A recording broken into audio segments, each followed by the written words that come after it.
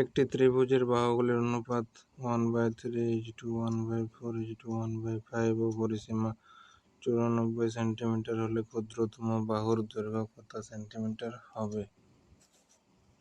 তো বাহুগুলির অনুপাত দেওয়া আছে 1/3, 1/4 আর 1/5। তো হরগুলির আমাদের এলসিএম নিতে হবে। এলসিএম যদি আমরা নিই,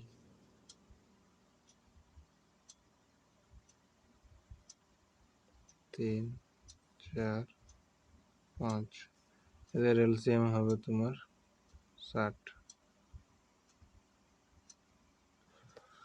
তাহলে প্রত্যেককে 60 সাথে গুণ করে দেখো কত হচ্ছে। 1/3 গুণিত 60 সমান এটা হচ্ছে 20, আবার 1/4 60 গুণ করে হচ্ছে তোমার 15, এটি হচ্ছে 15, আর 1/5 এর সাথে 60 গুণ করে এটি হচ্ছে তোমার 12।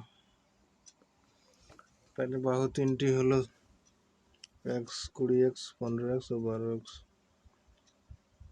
তাহলে বাহু তিনটি হলো সমান x ধরে ভেরিয়েবল 20x, 15x আর 12x। পরিসীমা কত হচ্ছে? তাহলে পরিসীমা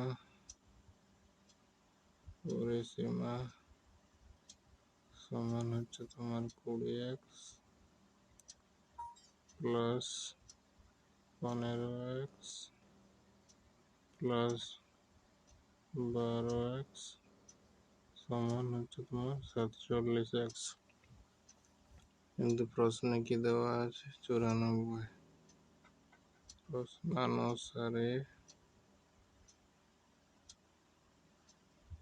প্রশ্নানুসারে দেওয়া আছে তোমার 47x সমান 94,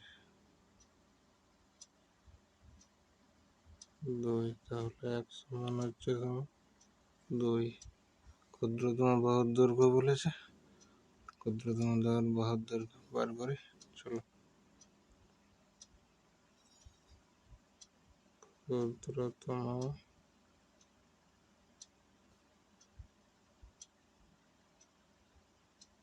বাহুর দৈর্ঘ্য সমান 15x, না এটা 12x।